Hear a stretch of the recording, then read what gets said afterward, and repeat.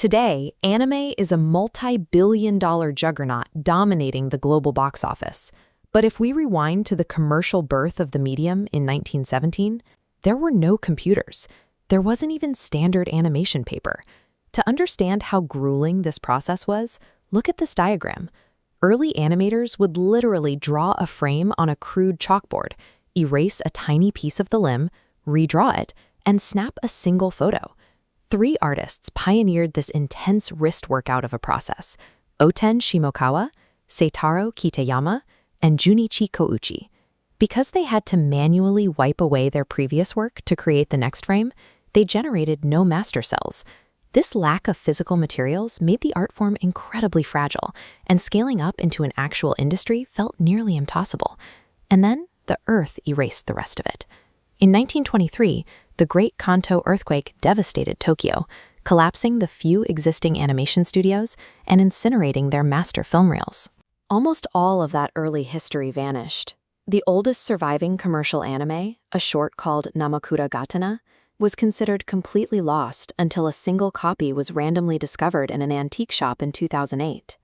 With its infrastructure reduced to ash, early Japanese animation required a massive influx of capital and a highly specific mandate to survive. That capital arrived in the 1930s. The Japanese military government recognized the power of these cartoons to influence young minds, so they took over funding the industry to produce nationalistic propaganda.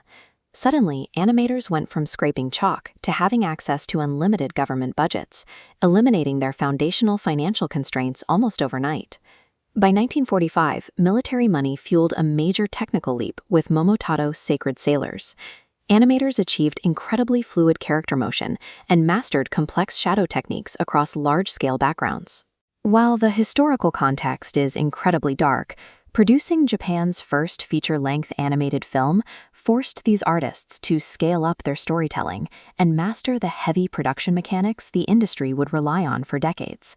After the war, a creator named Osamu Tezuka wanted to bring Walt Disney's highly expressive, large-eyed character designs to a weekly television audience with his 1963 series, Astro Boy. But Tezuka faced a severe problem. The TV network gave him a laughably tiny budget. Producing Disney-level fluid animation for a weekly show was a mathematical impossibility. Hollywood animation required 24 drawings per second of film. Tezuka invented limited animation, slashing that to 8. By separating the layers, you see he kept the background and body still, alternating only a tiny mouth layer to simulate dialogue. If you've ever watched a modern anime character hold a highly dramatic, perfectly still pose for 5 solid seconds while the camera slowly slides past them, you are looking directly at Tezuka's cost-saving tricks. The globally recognized anime aesthetic emerged as a desperate financial hack to survive television budgets.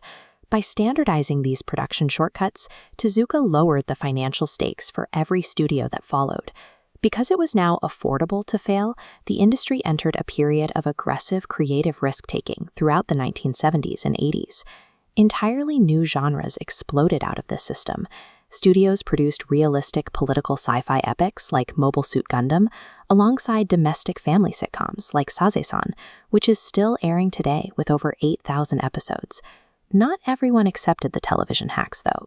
In 1985, Hayao Miyazaki founded Studio Ghibli as a direct rebellion against cheap animation, returning the medium to meticulous, handcrafted fluidity.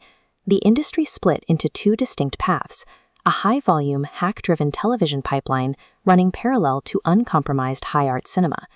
By the 1990s, Western broadcast networks began importing high-energy television properties, filling afternoon time slots with shows like Dragon Ball Z and Sailor Moon. At the same time, Neon Genesis Evangelion reframed the medium's potential for international audiences, proving that animation could carry the weight of profound psychological and philosophical dread. The international audience response was immense. Deep cultural saturation took hold, spawning massive global fan communities and sprawling cosplay conventions dedicated entirely to Japanese animation. Anime had successfully transcended its regional origins to carve out a massive footprint in the global commercial landscape. Today, that commercial presence is absolute. Studio Ghibli's Spirited Away captured an Academy Award, And recent features like Demon Slayer, Mugen Train have crushed Hollywood blockbusters by pulling in over $500 million. It is a staggering level of wealth and prestige for an art form that started with three guys desperately scraping chalk dust off a board. With such a massive global reach, everyone has a different starting point. So I have to ask, what was the exact gateway anime that first got you hooked? Let me know down in the comments. From chalkboards to the Oscars, anime proves that sometimes severe limitations are exactly what force an art form to innovate its way to the top.